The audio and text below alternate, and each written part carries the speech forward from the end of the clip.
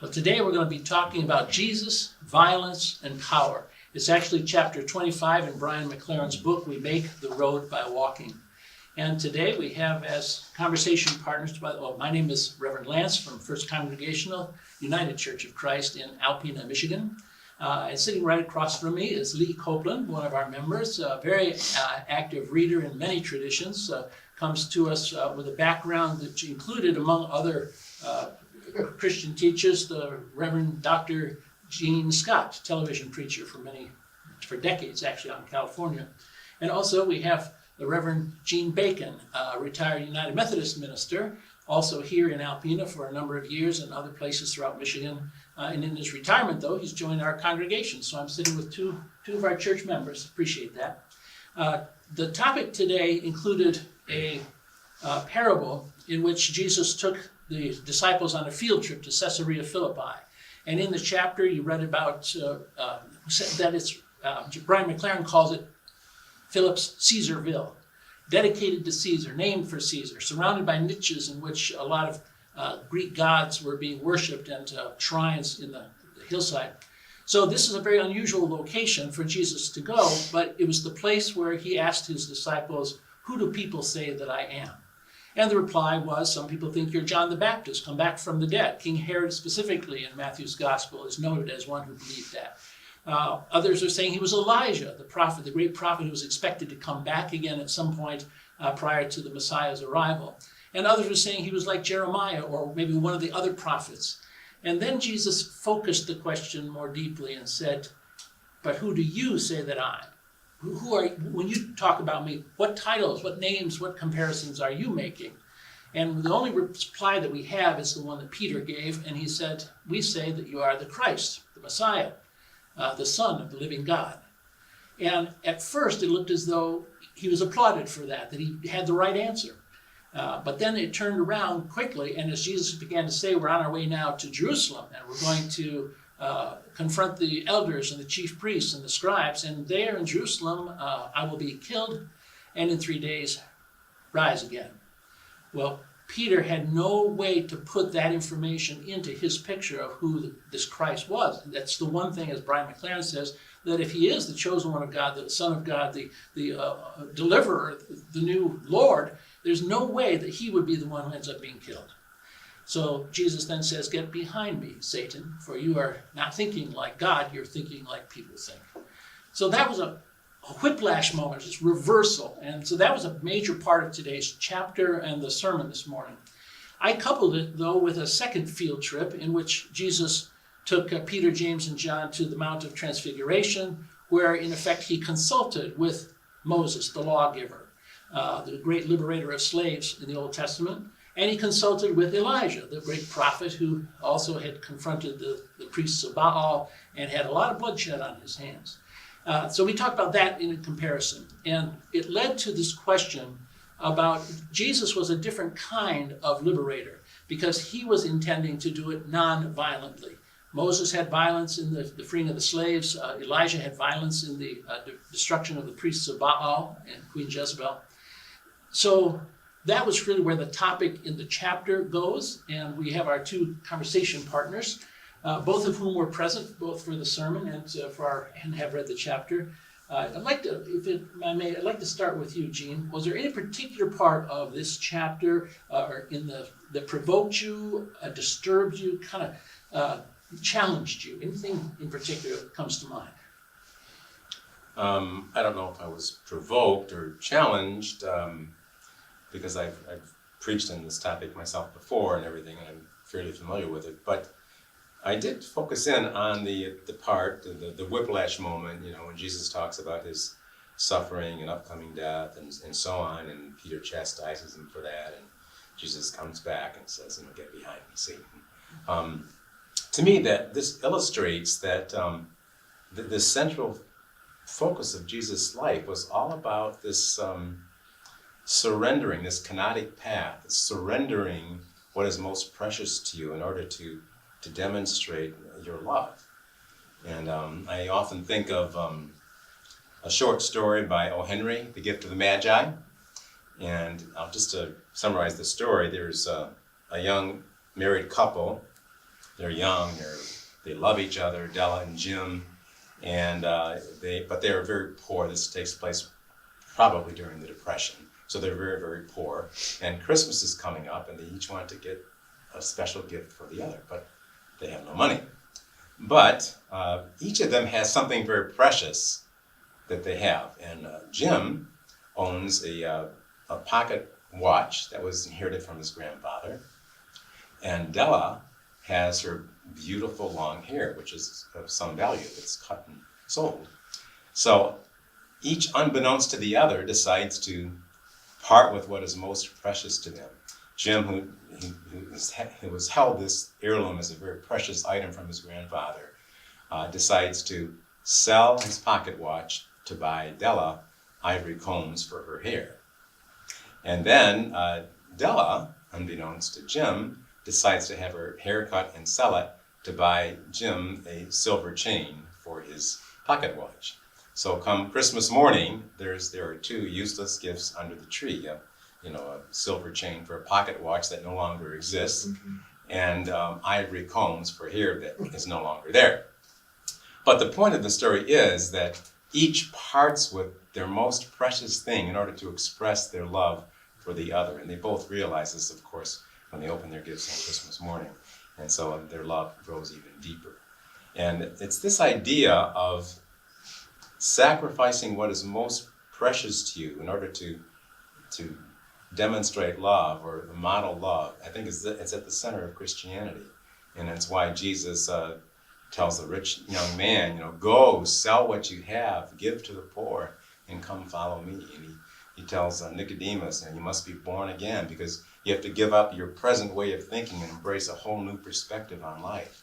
So this is not just the crucifixion and the resurrection are not just things that Jesus experienced, but he's modeling this whole type of surrendering and giving up in order to model love and to go deeper into what spirituality is all about. So this, I think, is an important text for me, and I've enjoyed preaching it in the past. And well, I appreciate you also reminding me that the way the text ended is Jesus tells them, if you are going to follow me, you are going to have to take up your cross and follow me. The one who seeks his life is going to lose it, but the one who loses his life for my sake and for the kingdom will gain. So there is that, give up that which you think is so important. Take up your cross if you're following me. That's right. The path. That kind of reminds me of Jesus Christ Superstar at the scene where they're all dancing, and I think Simon the Zealot comes to Jesus and says, keep accepting their devotion, but add a touch of hate at Rome, and then you'll get the power and the glory. And Jesus, just like this title here, Jesus says, but you don't really understand what power is. And it's not about military victory and coercion. It's something else altogether. It's this surrender. And Simon, being the zealot who says that, doesn't understand Jesus' way, because it's such a wrong-headed in his mind. You don't win by softness, by surrendering. Right, yeah. I know there's a lot of thoughts that are on the table already, but Lee, would you pitch in something that struck you, something that either provoked you or disturbed you or challenged you in this particular conversation? Well, my first reaction was the shock, and the way it first hit me was how awful and even wrong Jesus' reaction was. I mean, how and I started thinking, why I felt that way, and I think maybe I can express it if I sort of can I quickly? Yeah. I rewrote the scene. And so you say to me, I'll be Jesus, and you say to me, no, be it far from me. Nice. Well, God bless you, Peter. I know you love me. You're with me. I know you back me up all the way. You've got my back. Thank you. But Peter, I brought you guys out here so that the reality of what we face can be very real. And I think if you just put yourself in the place of the wider world that surrounds us and get out of this bubble. I mean, I ask you what people are thinking. All you do is report all the good things, but I wanted to take you out here where you could start to hear, that's not all people saying of me. It will be very clear where this is headed if you'll just open yourself up, and that's why I brought you out here. Great defeats have happened here, and God's Messiah, which you're one, Peter, has to make the road by walking it, and walking it with a hero's vision of what is most meaningful and true, and so meaningful and true that temporary defeat and even the threat of death won't turn us around. I think Jesus was in an emotional state, and I think maybe he could have said something like that if he had a little bit more access to his own teachings. I think he exploded, and I think that a response of recognition that this was a loving. Oh, and I got to add one more thing. One of the things he would have said to Peter, I'm convinced of this. Peter, man, I know exactly what you're feeling. I have felt this. I've been tempted in all ways like you. It happened to me in the desert. I've prayed constantly that this cup pass from me. I understand how you feel, and I appreciate it, and I love you too. But I wanted you to get out here to see where this is headed, and so you're ready for it. I think you're onto the fact that Jesus would have cared deeply about Peter, and it seems like an affront to say, "Get behind me, Satan." It's like that's like a slap in the face. And it sounds like Jesus is overwrought and like he just kind of lost it. He's on the verge of breaking down under the pressure of what he sees. And if he had been, anyway, that's kind of how I took it. Yeah. And what I do sense in that though is Jesus has begun already to bring them inside the circle, to say, here's what's ahead. We're heading to Jerusalem now, because this is the pivotal point where he says, now this is what's happened up till now. We're now turning toward Jerusalem. We're going to beard the lion in its den. We're going to go. You're going to be front. behind me. Isn't Yeah. that a good way to interpret well, that? that's what he also says to him. He says, and if you're going to follow me in this part of the journey, you have to be willing to take up your cross, because that's what's ahead of it for me. He's not throwing him away. He's saying, right. This is where we're headed, and you can either follow me on this track as you have followed me up till now, or you can say, no, I'm not going to go there.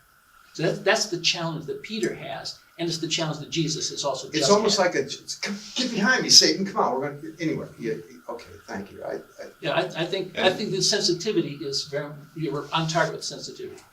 How we don't know how the word Satan was used there. I mean, it could be that Jesus was using it as a way of saying that which is opposed to this path that I must walk, and not so much this devil figure that we all have in mind when we think of Satan and so on. But Satan was the one who was opposed to God in a sense, or opposed to this path, or the thing in us that is opposed to him. I think you can. I don't think this is what Jesus meant, but you can use that scene to make the point that Satan is a metaphorical, narrative, storytelling figure to represent what's going on in all of us. Because when he calls Peter Satan, it sort of makes the point that Satan isn't some other figure. It's a metaphorical representation of anything that can happen to any of us. Yeah.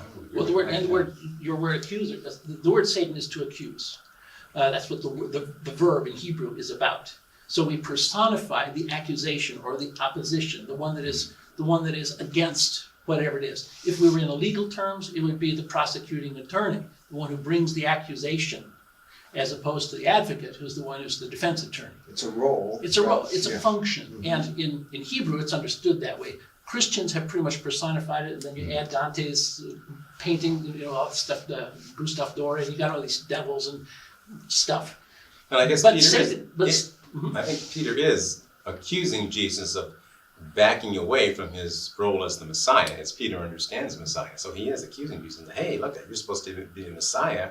You're supposed to save us militarily from the Romans and so on. Because they had their definition. And Jesus was supposed to be, if he's going to be the real Messiah, he's going to knock the Romans off the throne and claim it for the Jewish faith. And that's why I took him here, so they could get out of this bubble that they're in and see, look, this is what's going to happen. Isn't it obvious? They walked into this power center, and we're not popular here, and people are not going to be calling us the Messiah.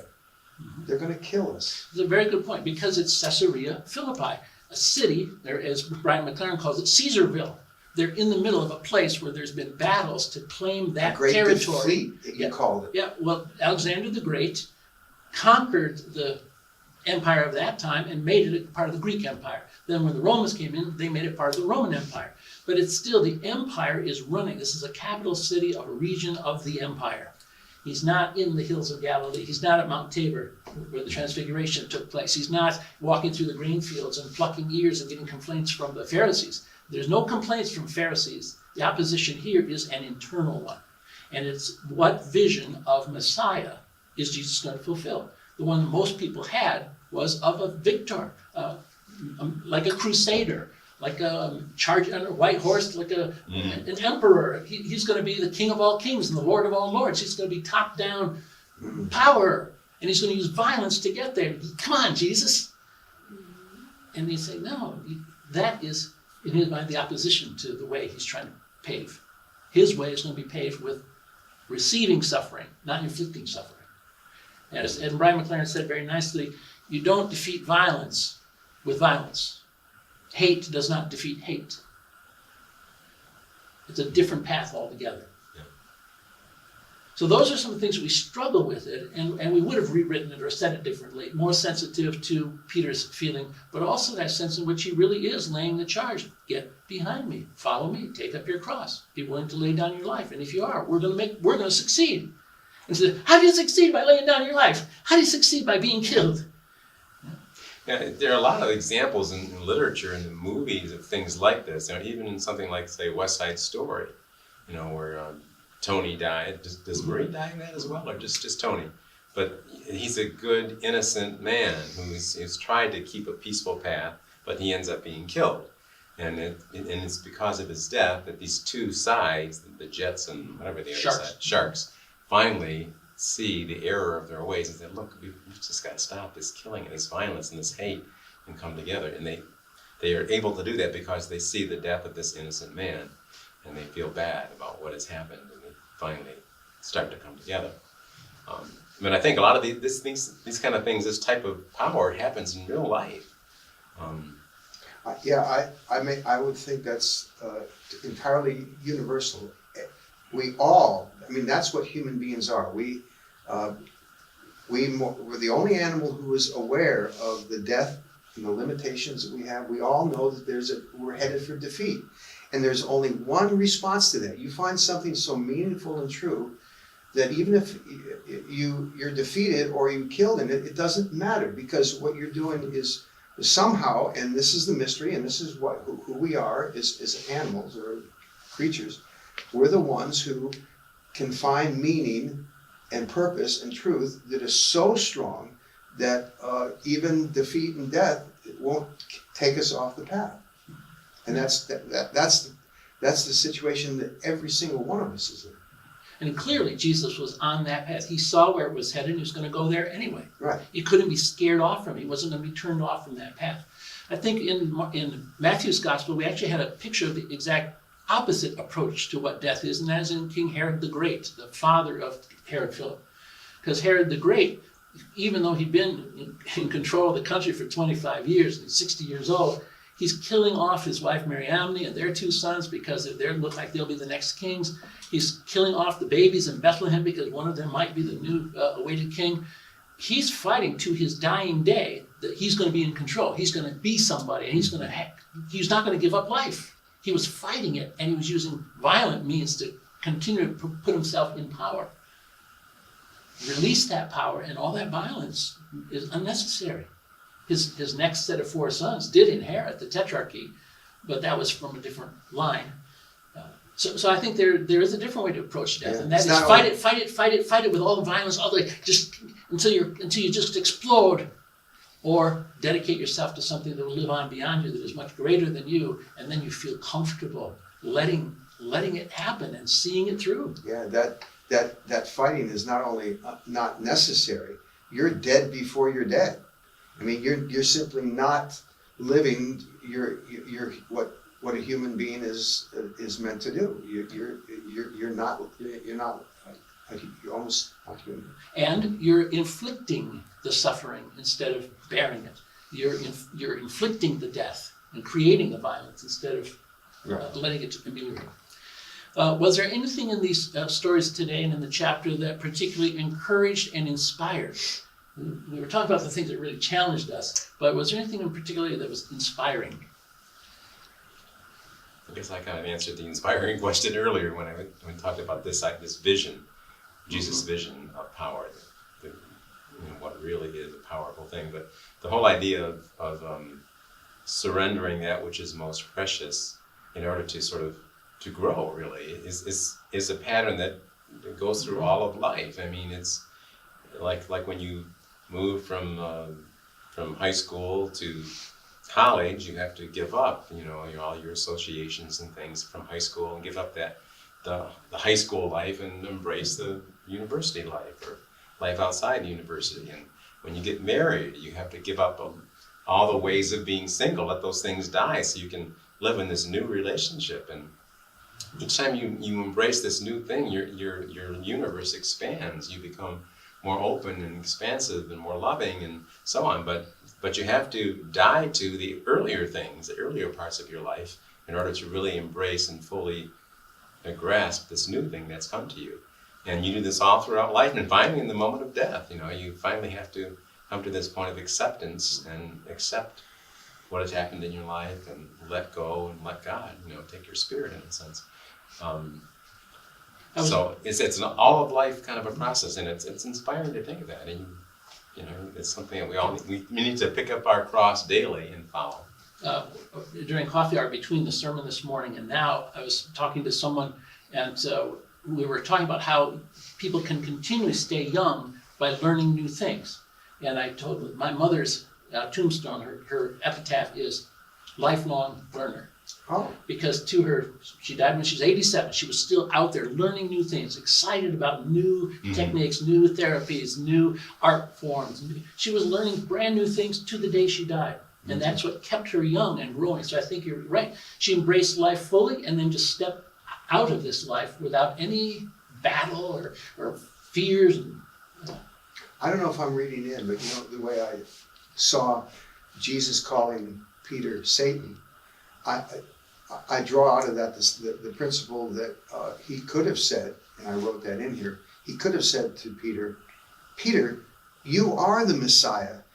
And if there's a way for me to take encouragement out of that, is that these things are not sort of other forces. In the same way that Jesus can say you're performing a satanic role, he could have said, and I think he probably meant in some way that I have that same potential. Jesus can call me, and I am both Satan and Messiah. You're the opposer, the accuser, and you're the advocate. One thing that struck me in that is, by using the term Satan, I can't help but think the last time that word showed up in Matthew's gospel was during the temptations in the wilderness. And so I think he had the temptation to turn stones into bread, economic success. That's what I wanted to say, yeah. Temptation. Peter, I've felt all of that, and I know exactly how you feel. And he had the temptation to claim power.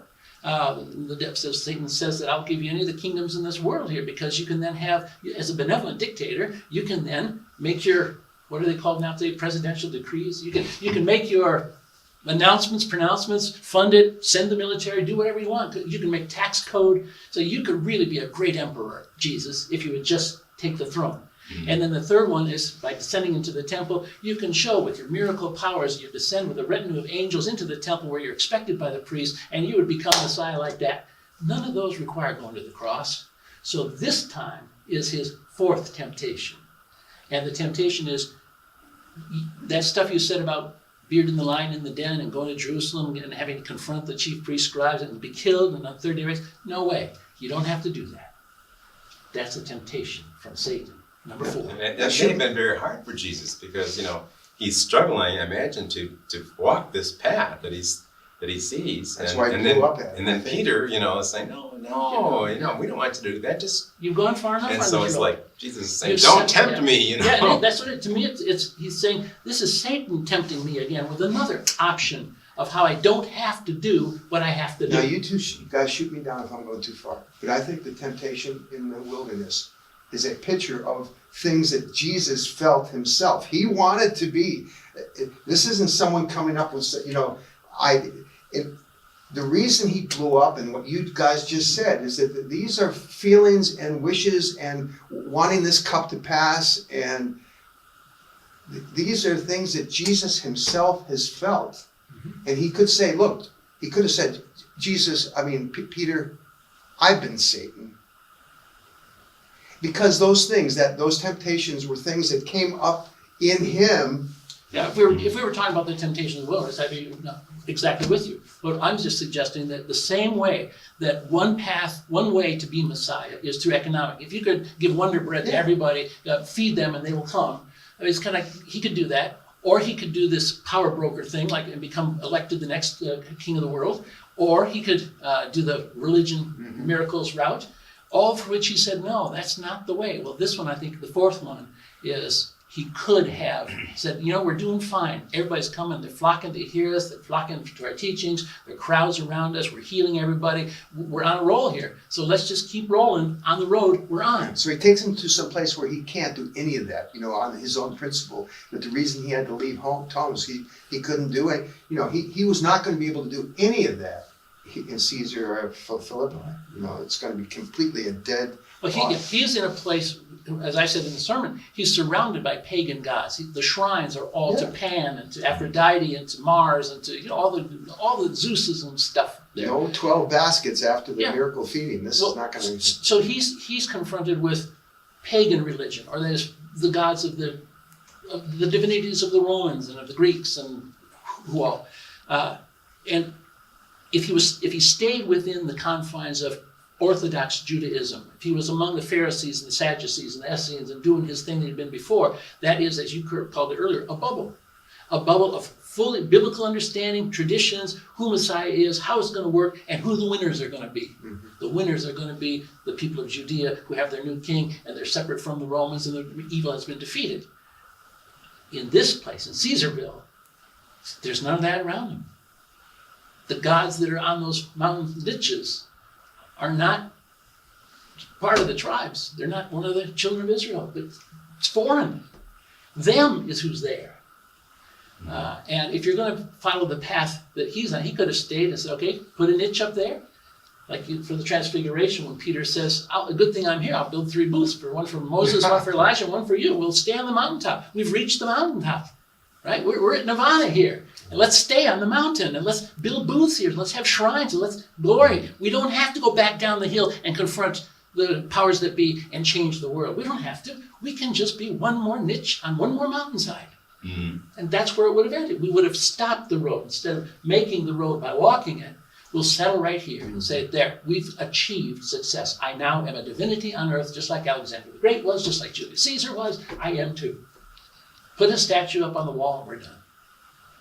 So he had the option of choosing power. He had the option of choosing violence, but he chose nonviolence. He chose powerlessness to be the underlying power. A paradox, conflicting paradox, and as you said, it's in all of us. The Satan is in us, the Messiah is in us. We just have to make that road, walk it together. Well, thanks for being my conversation partners today. I sure appreciate it. And to all of you.